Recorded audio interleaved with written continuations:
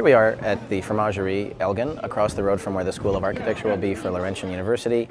And this morning's session is guidelines for preparing a portfolio. And Kate Bowman and I are going to go through step by step on collecting material for a portfolio, what a portfolio is, and then guidelines for preparing the portfolio step by step in order to assist applicants to our program in the School of Architecture. So we say in this guidelines for preparing a portfolio that portfolios should not exceed more than 20 individual pieces of work. And the key is to do 3 or 4 projects, take multiple pictures of them, have descriptive labels, and really have the package be tight. So if you don't have 20 works, put in 15. If you do have 20, then these are some of the things that they could address. Art, if you draw well or paint or take photographs. So an example of that is something like this painting in watercolor. You could put the original, you could also scan it and send us a clear descriptive with a label. Music samples, we talked about CDs, so if you make a CD, if you make music, if you choreograph, these are dance, which often gets left out. People think I dance, but that's not part of it. Next one. Any industrial design, product design, graphic design. So the t-shirt example, if you designed a chair or a stapler, photos of that, not so much the 3D object, but just taking really clear photos from different angles, up close of details, far away in context. And they could be together. So in this example, the CD, the graphic design and the music are part of a project, right? So that's already 2 or 3 things in the portfolio. So if you show 3 items like this, that may be more than enough for the portfolio. The next one was furniture design and furniture making or crafts. We said Lego is a really important one. Students often say they fell in love with architecture because of building with Lego in their basement, and you need to somehow describe and show that, or model building. I think the key in furniture, if it's something that small, it may be taking pictures of it. If it's something like this table, you want to take pictures, show the wood grain, did you sand it, what kind of corners are made on it, right? Is it mechanically fastened or not? That's the biggest tip, I think, for furniture making, to not just take one picture of the table, but to take its details, and then again, you have 4 or 5 or 6 works. Even photos of the process and sketches early on. Sketches are important too, so we'll come to that when we look at the big book. Writing samples. Such as poetry, essays, novels, or criticism. If you've written an entire novel, you may not want to send that in. Of course, if you do, that's part of the graphic design again, much like the CD. You may just want to include an excerpt of your writing. Again, we'll show samples of that. So writing is a piece of your creative work. People often think I write or I make music. That's not part of architecture. From our perspective, when you're looking at 300 portfolios, if that's your creative spark, that's what we want to see. So the next bullet says, drafting or perspective if you've done it before. So that's a tip there. Not to turn around and think you have to then go home to your kitchen and draw on the table of your bedroom. That probably won't be a fine piece of work in the portfolio, especially if you have some other creative part that you make jewelry or you dance. So try to see your whole creative work and anything that you think has a creative talent or that you're in love with. If you put that in, it'll be the best way to present the portfolio. And lastly, any multimedia art, such as videos, websites, game rendering, and again, that can come on CD or USB. Using a website link may not be the best way if we're looking through 200 and we have to wait for it to upload. Having the CD version, and then also being sure to include a hard copy, just a screen capture in your website makes everything very clear. Yeah, so when we look at a computer, if someone puts a flash drive or a CD in here, this one shows it clearly. You put the CD in, there's 4 folders, you can open each folder and see what the person's done, and they're clearly labeled, so each image isn't just labeled image number 1. It says a title like site strategy, it tells you what the creative walkthrough is on the drawing, and then when you click in each of those images, from behind, then we have an image of the model that's shot on a black background, very easy to see and readable, and that way we can see 20 images on there in a way that lets you look at that and you don't have to go searching, right? The committee doesn't have time to go searching on websites or searching for links, so make sure that when you put things in that you've tested them before. Look at the things before you send them in, because if somehow you thought something went on a CD or a flash drive and it doesn't, then there's no recourse. We don't have time to contact people and say submit again. Test it on different computers, test it at a friend's house, and actually have your friend go through it and make sure it's legible to them, that they understand it.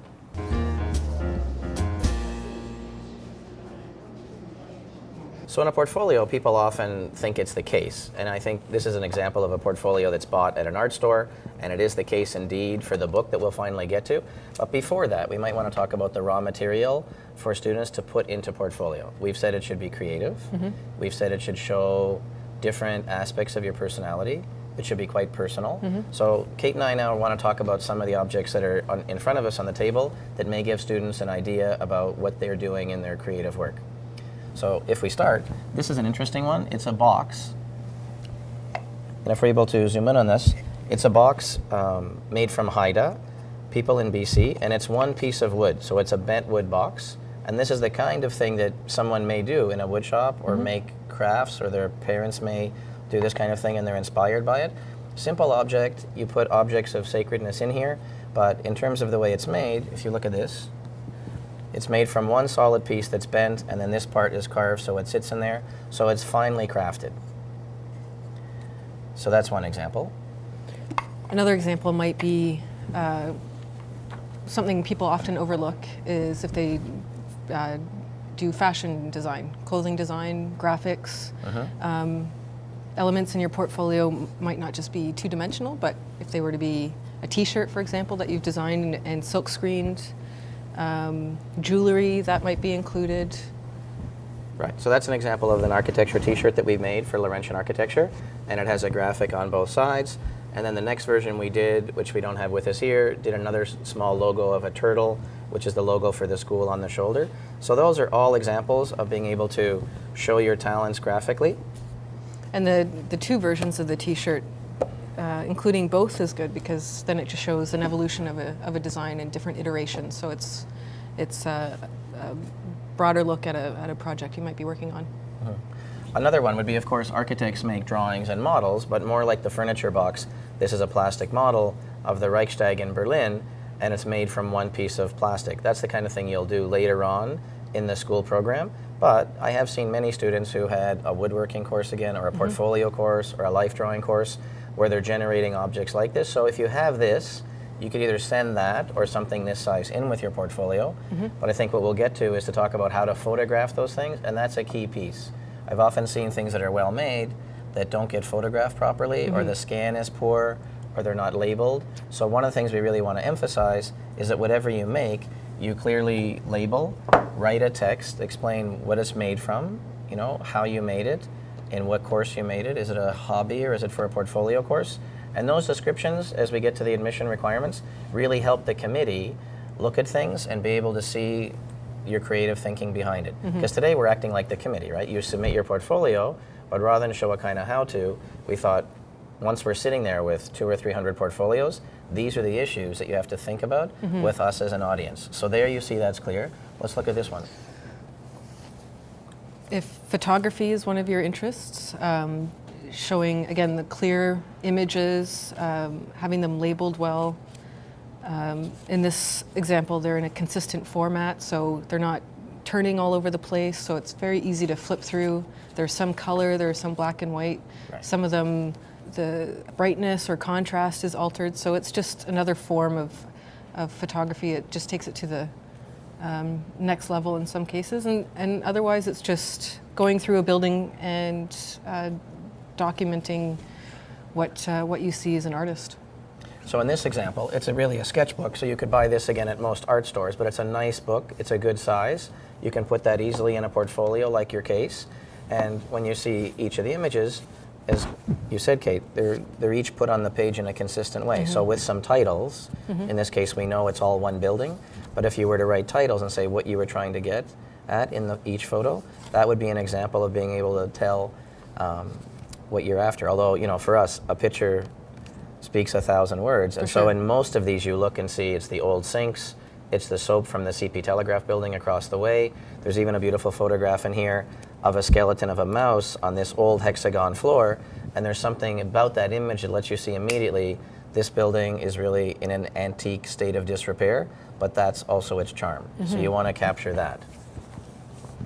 Another thing that people often leave out, I know, is CDs. And if you make music in your life, these are two examples we brought here to show of a nice graphic package where the person made the music, but they also did a graphic for the cover, the front and the back cover, and when you open the CD, The graphic is also different than the cover, but you get a sense of a certain consistency in the graphic, in the color, in the line, and then you listen to the music.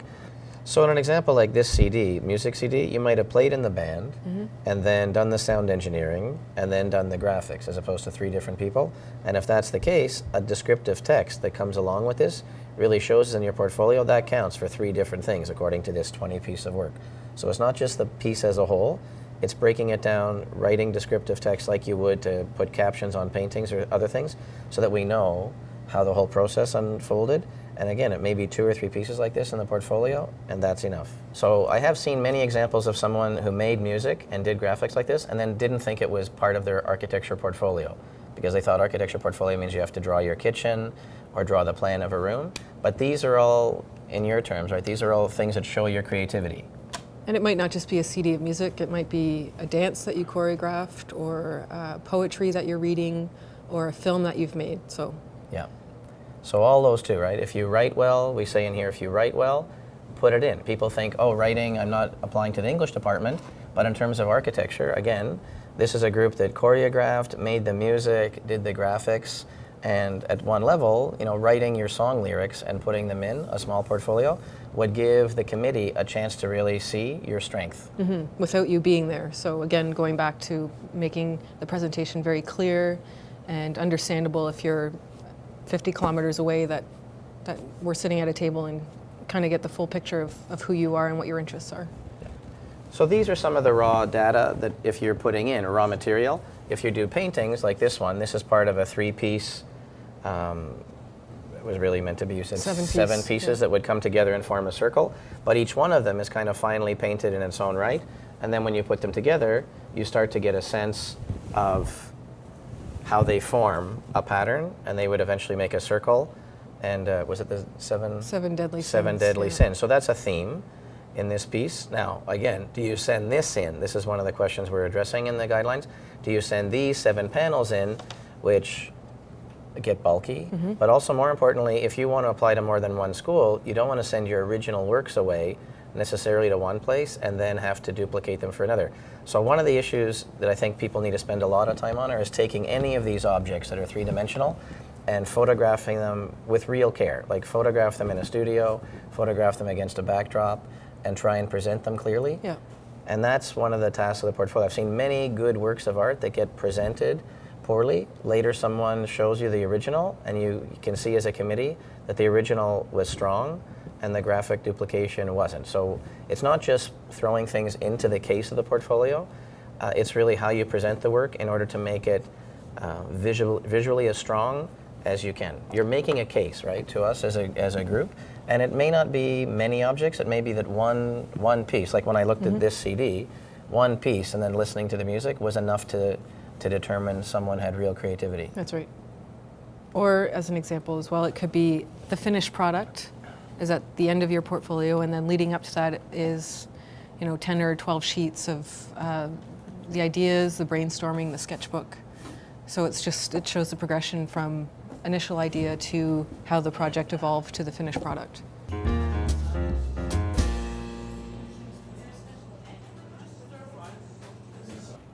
So in this portfolio case, it's a store-bought one, but it's nicely presented. It zips up to close. It's not too large.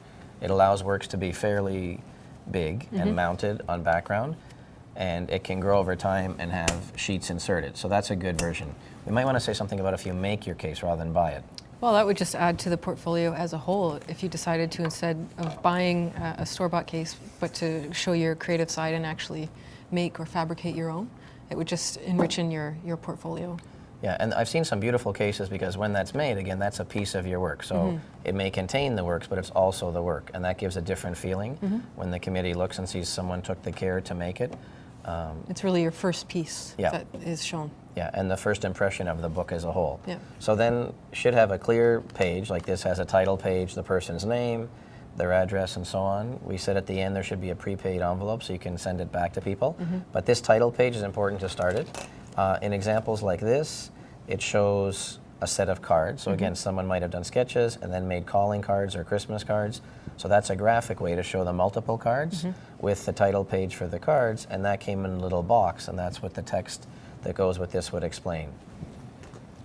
I think in this case, we spoke about a model and the way to photograph models to be clear and let us see not the three-dimensional object, but with a drawing and a model. And this one also has the text. Right. Again, I think that's an important piece, Kate, right? We said that in every case, the description should really explain what it is, because you know what it is if you're the author. That's right. But how do we know what it is as the committee? And it's a good exercise to show how succinct you can make the text. So instead of going on for many pages, having something very clear and to the point that's easily legible, that relates well to the model is equally as important. Yeah, I think that's another point we said in the guidelines.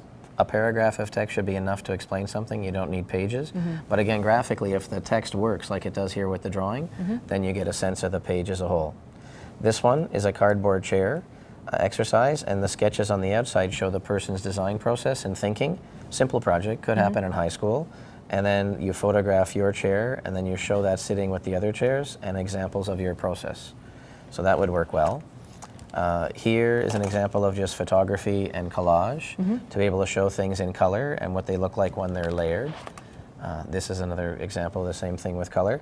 This, though, fits with the graffiti part that we talked, right? Someone takes pictures in the city of a really attractive graffiti. They didn't make that piece, but the way they photographed it and the text of explaining why they take that in relation to a drawing, that can show us their process too. And again, on this example of a photograph, just the clear label right at the bottom, perhaps that shows up in similar spots throughout the portfolio with a bit of consistency to it to make it that much easier to flip through. Yeah, often with the title page, someone has a list of works like you would, right? So you write number 1 to 20 and you say what each piece is, and then you can flip back and forth as a committee. That's a good point. And see what year the project happened in, what course, and so on. Again, more complex, but here's a model and photographed very nicely, the model as a whole, and then details. We spoke about that with furniture, details of the model, so that by the time you look at this page, there's 7 images on one page. So 20 works doesn't mean 20 images, right? This page could be your page, but those 7 images explain the model as a whole. And what about the photography quality?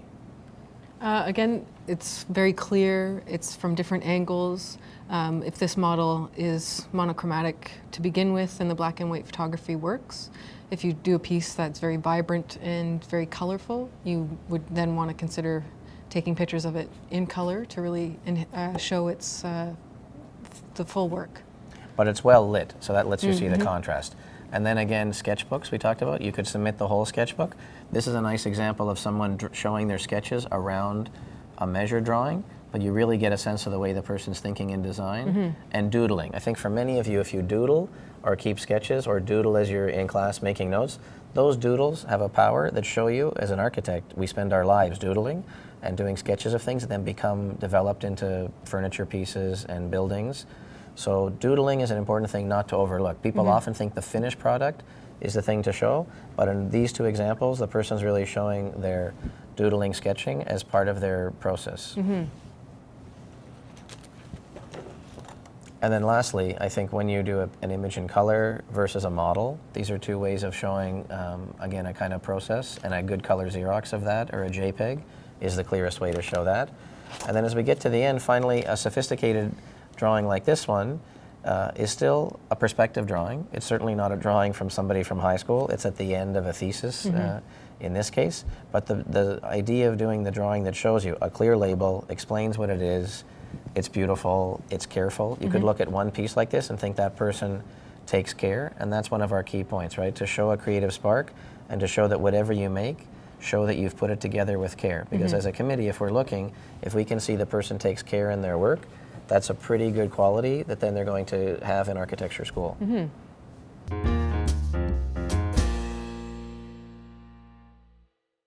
So we've talked about the portfolio as a graphic piece, but now if we talk about it really as having 3 components, the graphic part, the statement of interest, and the letters of reference, as a whole, they're really the personal story, wouldn't you say? Yes, and they have to be as clear and concise and thoughtful as possible because they're there representing you when you're not able to be part of the process. Right, that's the thing. So since we're not having interviews where you can explain your book, we rely heavily on that statement of interest and the letters of reference as additional pieces that really tell who you are. So making it personal, I think for multiple cultures, Francophone culture, we want to know what is it in your culture that makes you who you are, right? And not to suppress those things and think that somehow you're becoming an architect, which doesn't include all of that. If you're First Nations or Métis or Inuit, we want to know, do you hunt and fish? Did you spend time with a grandparent learning those things? How do you situate yourself in nature? And all of those things, which don't seem like they're about architecture per se, really tell us who you are, where you got to this point, and then you may say, I really want to think about architecture and nature as an extension of that, as opposed to someone who says, I really want to look at downtown and kind of develop an urban strategy. So those things are important in terms of writing clearly and writing concisely about where you came from and including your personality. And then I guess the next piece of that, and it's more straightforward, the letters of reference, they are really talking about, if it's a teacher, how you've performed as a student. If it's a personal or a family friend, how they know you at a personal level. If you volunteered for an organization, we said we want to know what kind of volunteer or other interests you have and hobbies, because as you pursue those, they're about your character, right? So your overall character is not just your transcripts, it's your creative work, it's your personal story, and then it's a couple of people, we've said 2 letters of reference, in order to explain 2 or 3, in order to explain how you've performed. But transcripts will show academically how one performs.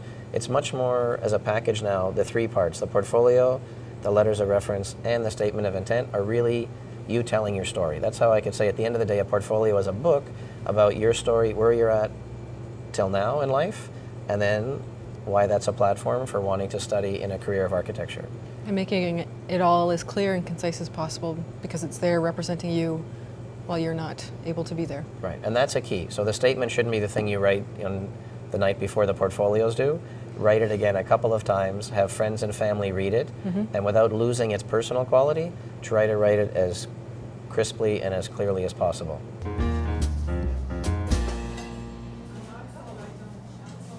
We hope this brief webinar has been helpful in terms of guidelines for preparing a portfolio and assisting you in graphically showing how the portfolio comes together with the statement of intent, the letters of reference, and your personal profile, which is the last important piece in the submission.